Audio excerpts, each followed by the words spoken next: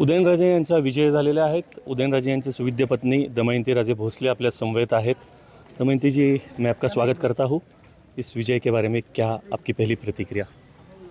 पहली प्रतिक्रिया ये है कि पहली बात तो सभी सतारकर ये उनकी खुद की जीत है, उनका काम है, परिश्रम है और मैं बहुत बहुत आभारी हूँ सबकी। जी, इस जीत का संघर्ष रहा तो एक बहुत बड़ा संघर्ष रहा था। कुछ उलट सुलट एग्जिट पोल्स भी आए थे। इसके बाद भी पहले तो उदयनराजे की लगभग उदयनराजे 40-50 हज़ार पीछे थे, लेकिन दोपहर के बाद उन्होंने टेक ऑफ किया। क्या कहेंगे इसके बारे में? मैं देख नहीं रही थी कुछ भी जी, और मैं देखती भी नहीं हूँ। मेरे मन में यही था की वो जीतेंगे, गुलाल आपलाच। गुलाल आपला आणि होणार. ते मी सांगितलं पण होतं अच्छा. आणि आईसाहेबला पण सांगितलं होतं, तुम्ही काळजी करू नका, ते अच्छा. वर खाली जात आहे ते बघूच नका आणि निश्चित राहा, जे चांगलं तेच होणार. किती कॉन्फिडन्स होता पहिल्यापासून? कारण का तुम्ही स्वतः प्रचारात उतरला होता, लोकांशी भेटत होता, वेगवेगळ्या लोकांशी चर्चा करत होता, प्रचार करत होता, तुम्हाला किती कॉन्फिडन्स आला होता या बाबतीत? निश्चिंत होते मी. अच्छा, आता निवडणूक तर जिंकलेली आहे। एकंदर बघितलं तर NDAचं गव्हर्नमेंट येत आहे। उदयनराजेंना मंत्रिपदाची मागणी मोठ्या प्रमाणावर जनतेकडनं आहे, महाराष्ट्राकडनं आहे।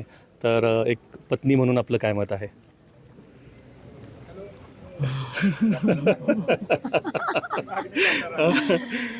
जे महाराजाचं मत ते माझं मत. अच्छा. आणि ज्यांना हे पार्टीचे म्हणजे डिसिजन्स जे असते ओके, त्याच्यामध्ये मी काय जास्त बोलू शकत नाही. बर. पण ते मंत्रीपद ते किती 26 वर्षचे होते तेव्हा पण त्यांना मिळालं होतं. बरोबर. तर आत्ता त्यांची किती तयारी झाली आहे आणि ते पाठीवर आहेत. मी थोडंसं ॲडिशन करतो, म्हणजे त्यावेळेस जे मंत्रिपद मिळालं होतं, महसूल राज्यमंत्री होते, त्यावेळेस भारतीय जनता पार्टीनेच त्यांना मंत्रिपद दिलं होतं आणि पुन्हा भारतीय जनता पार्टीचं केंद्रात सरकार आहे। आता केंद्रातलं मंत्रिपद मी म्हणतोय ते, म्हणून बोललो मी आपल्याला।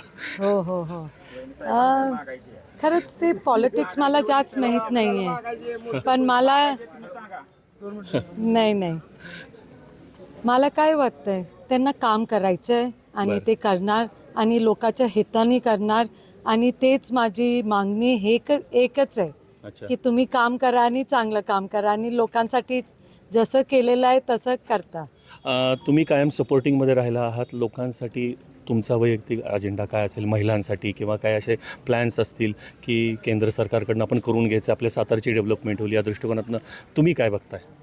मला आता काय वाटलं की आता जेव्हा आम्ही प्रचारला गेलो होतं तर लोकांना किती स्कीम्स आहेत, ओके, पण लोकांना स्वतःला माहीत नाही की काय काय स्कीम्स आहेत आणि कसं ते स्कीम्सचे फायदे आणि लाभ घ्यायचं.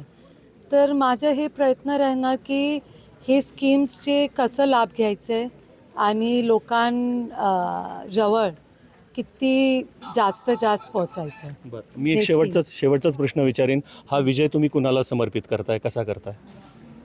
लोकांवर. अच्छा.